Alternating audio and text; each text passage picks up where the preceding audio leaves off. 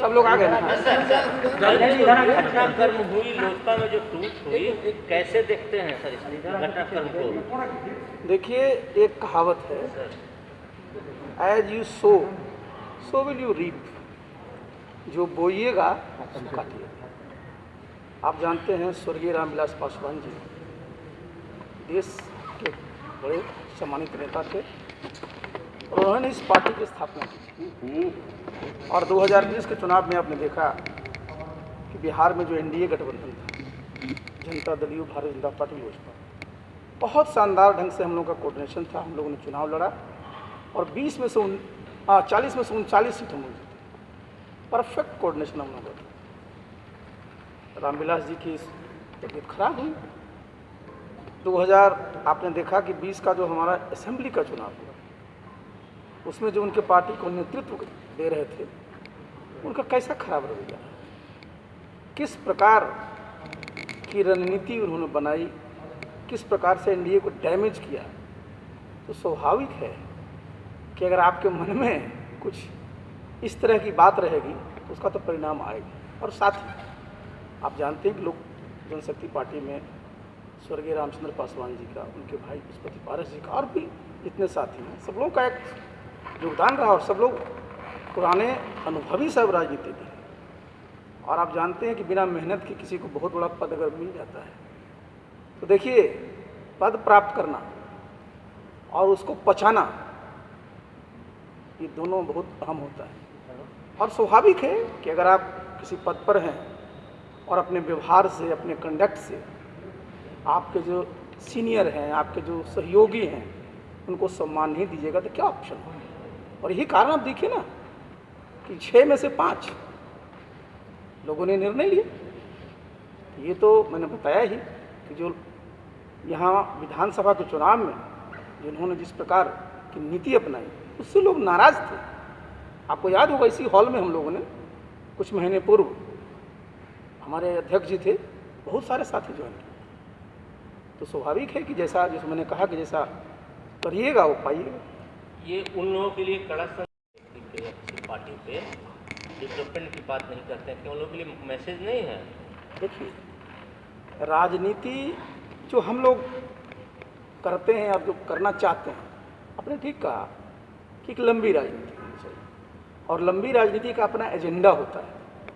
आपकी अपनी एक विचारधारा होती है और सवेरे शाम बदलने वाली अगर आप सोच रखिएगा और इधर से उधर करते रहिएगा तो स्वाभाविक है कि आप लंबी राजनीति नहीं करते। लंबे रेस के घोड़ा को बहुत जरा संभल करके चलना पड़ता है।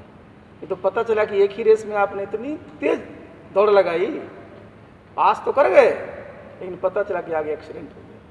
इसलिए राजनीति में सब लोगों को, सब जगहों को, सब चीज़ों में हमेशा अपना जो हमारा पक्ष है, हमारी जो विचारधारा है, उस पर काम करना। सर, दिल्ली में भी उन्होंने कहा की बात कर रहे हैं कि सारे लोग जदयू में आएंगे, क्या केंद्रीय मंत्री? देखिए, आपने 2-3 सवाल एक ही साथ पूछते हैं। जहाँ तक केंद्रीय मंत्रिमंडल का सवाल है तो मैंने 2 दिन बता चुका, उसमें कुछ कहने की आवश्यकता नहीं। जब भी विस्तार होगा हम लोगों ने बता ही दिया उस चीज़ का। जहाँ तक जो आज अलग हुए हैं, पहले तो आप जानते हैं इसकी प्रक्रिया है, वो प्रक्रिया पूरी होगी, उसका नोटिफिकेशन होता है, अलग दल की मान्यता मिलती है, उनके नेता बनते, सब चीज़ें होता है। उसके बाद हर एक पार्टी का अपना संविधान होता है, उस संविधान के अनुसार आगे की कार्रवाई होती है, समझे ना। और आप जानते हो तो एनडीए के हिस्सा रहे हैं और एनडीए में हम लोग तो 2 ही लोग नहीं, बीजेपी और जेडीयू है, दोनों जगह जहाँ जाएंगे स्वागत होगा। तो दिल्ली में भी उन्होंने कहा कि नीतीश कुमार एनडीए के सर्वमान्य नेता हैं, पशुपति पारस भी बोल रहे थे। तो क्या लगता है कि विधानसभा चुनाव के बाद जब चिराग पासवान बयान पर बयान दे रहे थे नहीं, ये तो मैंने आपको बताया ही कि देखिए, सब लोग एक, देखिए, बहुत ही यहाँ अच्छी ढंग से हम लोग एनडीए को चला रहे थे। उसमें याद करिए ना, पशुपति पारस जी भी यहाँ पर मंत्री थे, लोकसभा में जो चुनाव लड़ा गया था एक बहुत अच्छा माहौल था। और जिस प्रकार माहौल को खराब किया गया तो स्वाभाविक है वो लोग, सब लोग अंदर से कोई प्रसन्न तो थे नहीं, सब लोग दुखी थे। तो वो तो होता ही है ना, कितना दिन तक लोग किसी के मनमानी को बर्दाश्त करेंगे। क्या लगता है सर, जो विधानसभा चुनाव में नंबर सब लोग को है, ये चिराग तमिल के परिणाम? देखिए, एक बात बता देते हैं, अभी उनकी उम्र बहुत है। मैंने बताया ना कि आदमी को लंबे रेस का घोड़ा होना चाहिए और लंबी राजनीति में पूछना चाहिए।